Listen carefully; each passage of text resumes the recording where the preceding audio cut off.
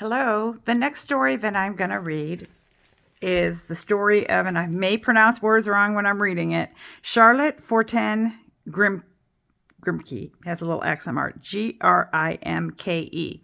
So this is my first time reading this story, so I may fumble a little, but I hope not. Anyway, I am reading this for a friend, a personal friend, and reading it for anybody else that likes to listen to stories of people who've gone through stuff. And this particular group that I'm reading about are the stories of African American women and the struggles they had in it is various times. So I hope you enjoy. I'm going to start. I'm going to put my phone down so you don't see my face reading, and I'm going to try to talk louder on this one. Okay, it's still ticking. Okay. Charlotte Lottie Forten Grimke was not only born free, she was born into wealth and privilege. She grew up well-fed, well-clothed, and fairly well-sheltered from raw racism at 92 Lombard Street, her family's palatial home in Philadelphia, Pennsylvania. Charlotte's beginnings made her a prime candidate for being selfish and self-indulgent, and for setting her sights on a life of ease and leisure to the extent possible for a person of color in those days. But Charlotte wasn't born with a frivolous or lazy bone in her body. She came from formidable stock.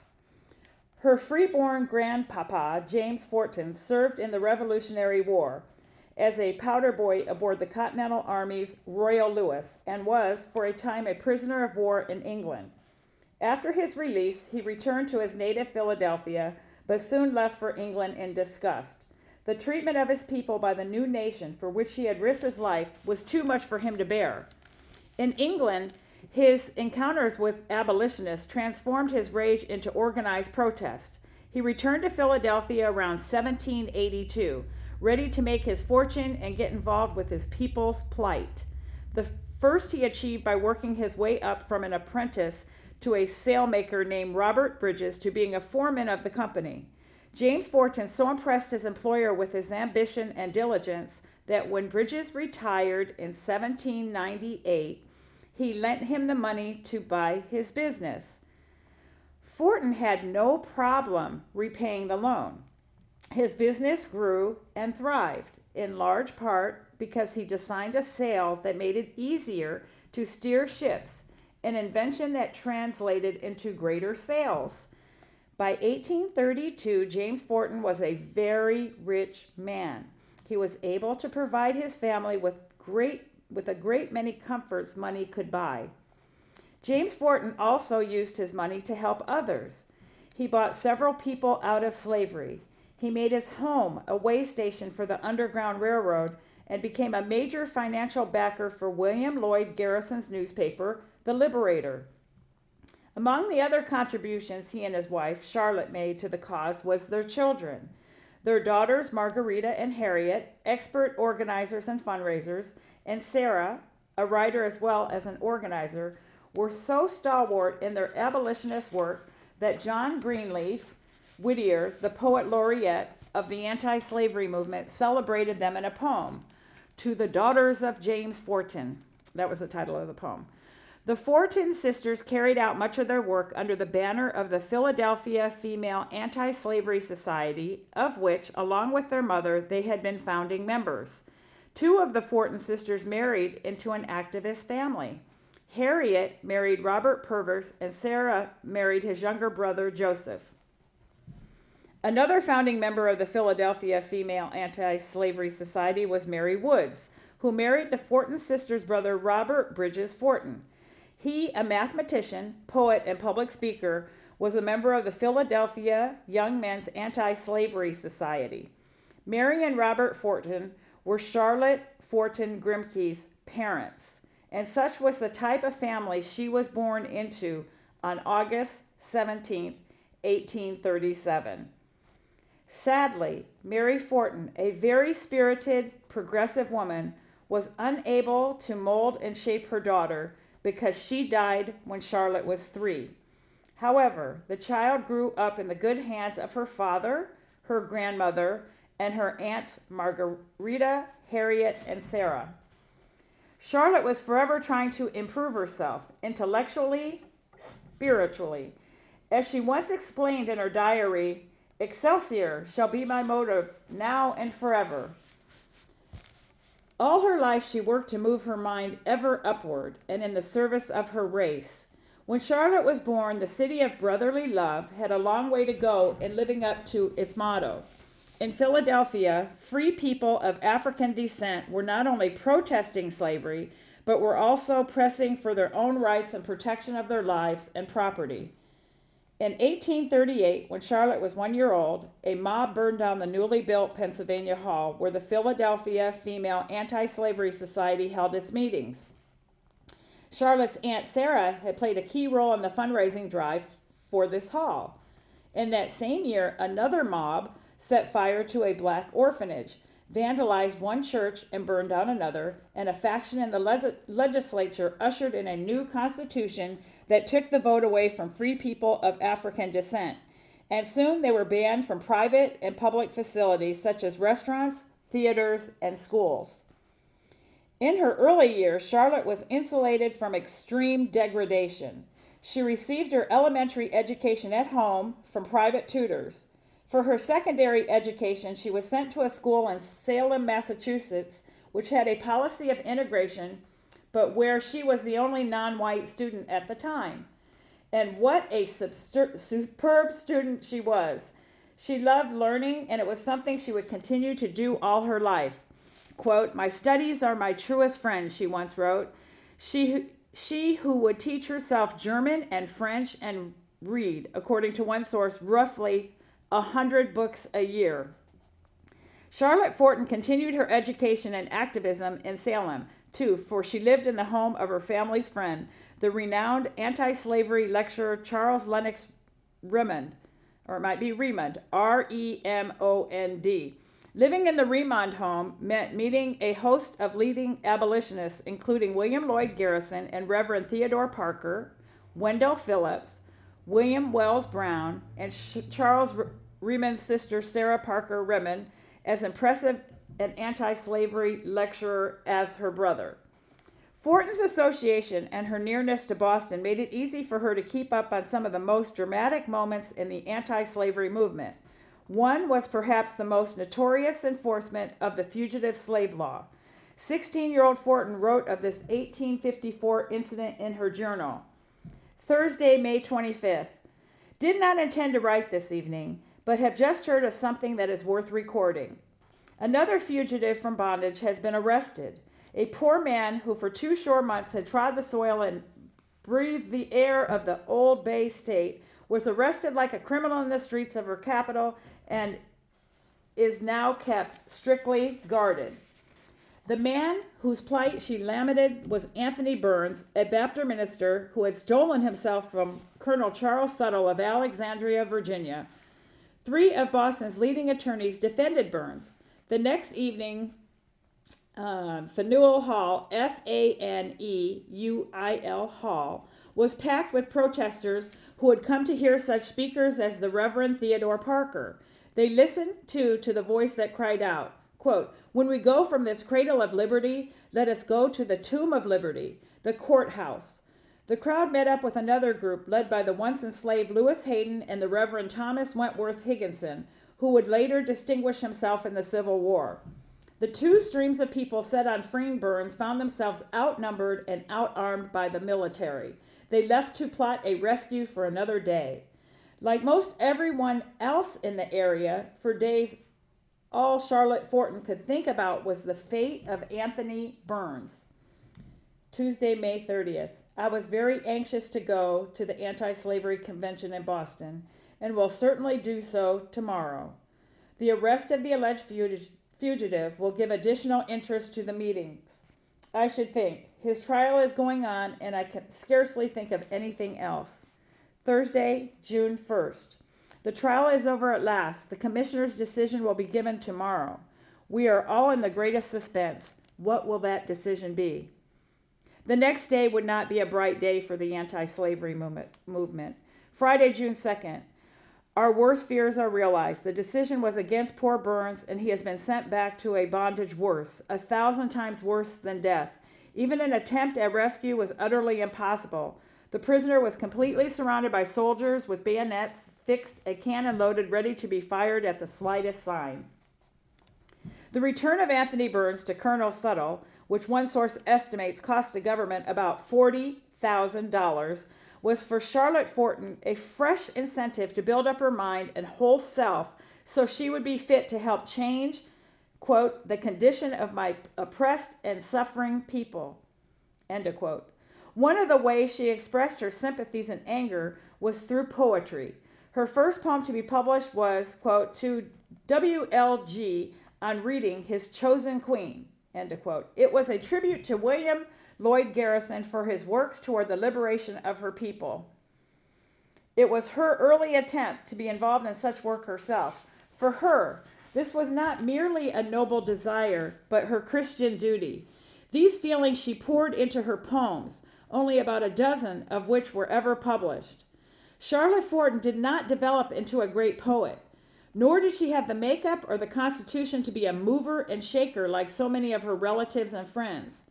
In addition to being rather shy, she suffered from a respiratory ailment that left her confined to bed for long periods of time and would plague her all her life.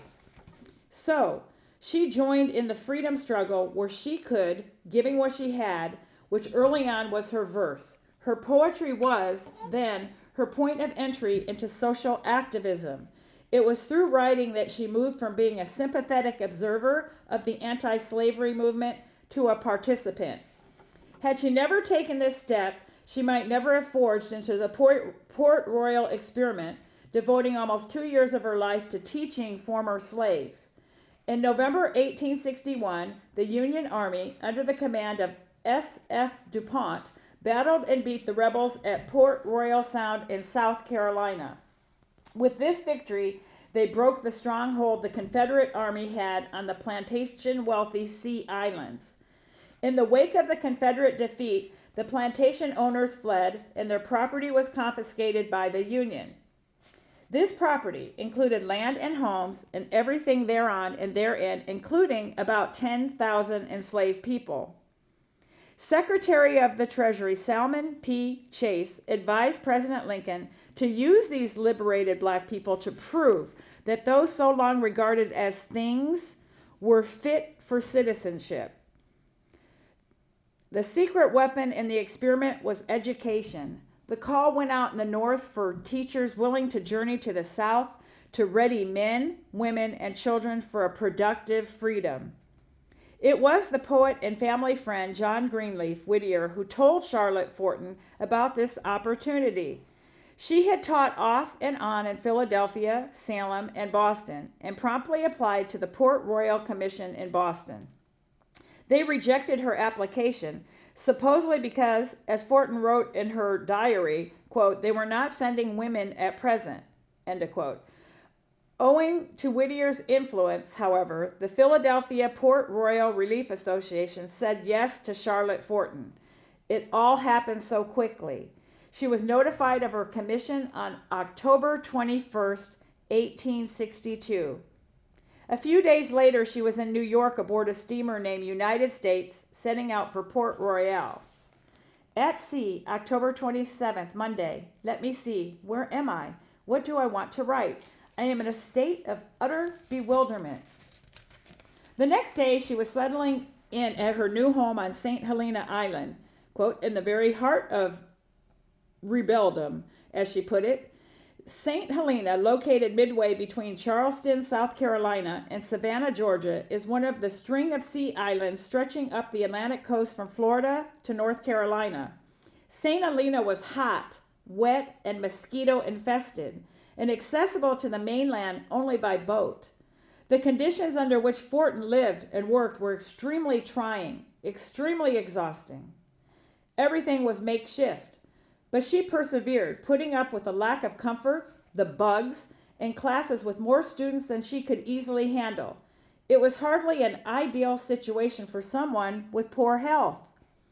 In addition to reading, writing, and arithmetic, Forten taught history, making a point of including in her lessons information about black history makers like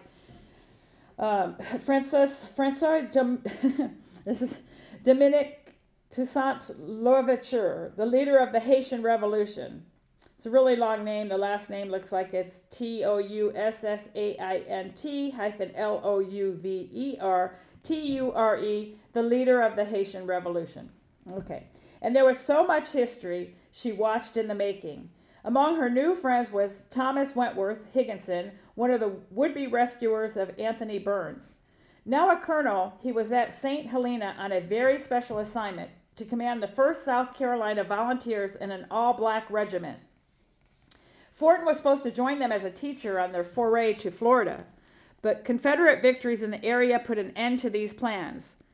Another young man whose path she crossed was Colonel Robert Gould Shaw, the white commander of the all-black 54th Massachusetts Volunteer Regiment, the Glory Corps. When she heard of Shaw's death in the 54th Valiant Charge at Fort Wagner near Charleston on July 18, 1863, she was quite distraught. She had been very fond of Colonel Shaw. One of the most remarkable women Forten met was Harriet Tubman, the legendary conductor on the Underground Railroad, now serving as a spy, scout, and nurse for the Union Army. Forten first met Tubman during one of her trips to Beaufort for provisions. Saturday, January 31st. We spent nearly all our time at Harriet Tubman's, otherwise known as Moses. She is a wonderful woman, a real heroine, has helped off a large number of slaves after taking her own freedom. Forten went on to record Tubman's recounting of one of her missions of liberation. My own eyes were full as I listened to her, the heroic woman. A reward of $10,000 was offered for her by Southerners, and her friends deemed it best that she should for a time find refuge in Canada. And she did so, but only for a short time. She came back and was soon at the good, brave work again. I am glad I saw her. Very glad. Forten's journal entries on her days of service in the Port Royal experiment are a treasury of historical tidbits. They also offer a view of the small everyday moments of life during the Civil War, the anxieties, sacrifices, and expectations of those living through it. Although Forten was never in the midst of any major battles, several times Confederate troops were dangerously near. She and her colleagues could have suffered injury or loss of life had they fallen into the hands of some, quote, Johnny Rebs. Her journal, however, gives no indication that she suffered from any great fear. In fact, her Port Royal experience evidently brought up her level of courage. I have never felt the least fear since I have been here, she wrote on March 2, 1863. Though not particularly brave at home, it seems as if I cannot know fear here. In her journal, Forten also left a record of one of her personal struggles, prejudice against her own people. Indeed, Harriet Tubman was among the few black people Forten had been very glad to meet. Though she was risking her life to teach these former slaves, she didn't really like them. Many in her family, like her, were light-skinned, with their hair closer in texture to Europeans. The same was true of many of the black people she associated with in Philadelphia and Salem. Moreover, like most in her circle, she was educated according to European traditions and standards. In South Carolina, she was very much out of her element, dealing with unschooled people, the majority of whom were very dark-skinned, and most whom had held on to many African cultural traditions. Forten constantly made references to people being too black or so black. She made fun of their speech, their dress, their ways. Forten had almost no appreciation for Gullah, as Black Sea Island culture has become known. Gullah. The only thing about the Sea Islanders she thoroughly enjoyed was their singing. Forten was a product of her times and of her social class. As historian Brenda Stevenson explains in her introduction to the Journals of Charlotte Forten Grimke, just like the vast majority of the white Northerners who were braving all kinds of dangers to help former slaves, Charlotte, who was an avid assimilationist, adamantly believed that blacks would never be accepted as equals to whites in society if they remained culturally distinct. Despite her apparent snobbery and cultural confusion, Forten did great good on her tour of duty with the Port Royal experiment. Her observations were crafted into a two-part essay, Life on the Sea Islands, which was published in the Atlantic Monthly in May and June 1864, These writings were an education to those who doubted that former slaves had a right to the tree of life. Her work was also part of the groundwork for what in later years would become St. Helena's Penn Normal Industrial and Agricultural School. What Forten helped start exists today as Penn Center, a museum, historical site, and conference center, which was regarded as one of South Carolina's gems for its work in the preservation of Gullah culture. I am so sorry if I'm pronouncing that word wrong, the capital G-U-L-L-A-H, culture. Forten's assignment in South Carolina came to an end in May 1864, but it wasn't too long before she had another job, secretary of the Teachers Committee of the New England branch of the Freedmen's Union Commission. Her task was to coordinate, recruit, and advise teachers working with freed people. Given her experience, she was surely an asset to the organization. However, she did not find this job totally fulfilling. Had her health permitted, she would have been out in the field teaching again. In time, Forten's health did permit this. In 1871, she returned to South Carolina to teach at the Robert Gould Shaw Memorial School in Charleston. After a year, she moved to Washington, D.C. to teach at the M Street School, a highly rated preparatory school later renamed the Paul Laurence Dunbar High School. Forten remained at this school for 2 years, and went on to take a job as a clerk with the United States Treasury Department. Out of a pool of 500 applicants, she was one of the 15 hired. If a major measure of a person is his or her choice in a mate, then Charles Forten's marriage to Frances J. Grimke in 1878 revealed that she matured into a very serious woman, ever dedicated to the uplift of her race and committed to her faith. It also reflects her disregard for traditional do's and don'ts in taking a husband, for she didn't marry until she was 41 years old, something quite unusual in her day. Also, her husband was 13 years younger than she, and he had not been born to the same social class as his wife had. Francis J. Grimke and his brother Archibald were the sons of their owner, Henry Grimke of South Carolina, and one of the women he kept in slavery, Nancy Weston. Years after they had made their way north, while they were both students at Lincoln University in Pennsylvania, Francis and Archibald came to the attention of their father's sisters, Angelina Grimke Weld and Sarah Grimke, who had grown up to renounce their father's slaveholding and become Quaker abolitionists. The Grimke sisters not only embraced Francis and Archibald, acknowledging them as their nephews, they gave them money to continue their education. Archibald graduated from Harvard Law School in 1874, Francis from Princeton Theological Seminary in 1878. Charlotte Forten and Francis Grimke met in Washington, D.C. Shortly after they married, he became a pastor of the 15th Street Presbyterian Church. He went on to distinguish himself as a writer and scholar, all in the service of the attainment of equal rights and opportunity for his people. By all accounts, the Grimke's 36-year marriage was a happy one. They were kindred spirits, as passionate about racial equality as they were about art and literature and the life of the mind. From teaching Sunday school classes to organizing missionary work, Charlotte Forten Grimke worked tirelessly alongside her husband. She also continued to write contributing poems and essays to various magazines. Some of her writings were purely creative and personal, while others were protest pieces in response to injustices. The Problem of the Hour and The One Phase of the Race Question are among her essays that have survived. Forten also kept busy through her affiliations with various civic groups, most notably the National Association of Colored Women, formed in 1896, and of which she was a founding member. Charlotte Forten Grimke's later years were by and large quite satisfying and productive, but there was one long moment of deep and soaring grief in the Grimke's home. Their daughter, Theodora Cornelia, born on New Year's Day, 1880, died when she was a little over 5 months old. Recovering from such a tragedy was not easy, but the Grimke's did, and Charlotte found a home for her mother, love, and her niece, Angela Weld Grimke. Angelina was the daughter of Francis's brother, Archibald. He had raised Angelina since she was 7, when her mother, a white woman, abandoned her marriage and her child under pressure from her own family. Angelina stayed with Aunt Charlotte and Uncle Francis for long periods of time, and they were her legal guardians when her father was serving as consul of what is today the Dominican Republic. How pleased her aunt was when Angelina began to show a passion and promise for writing, poems, plays, short stories, and how proud she would have been had she known that in 1916 Angelina's play Rachel made history as the first play by an African American woman to be published and professionally staged. Charlotte Forten Grimke died on July 22, 1914, following a stroke that confined her to a bed for little more than a year.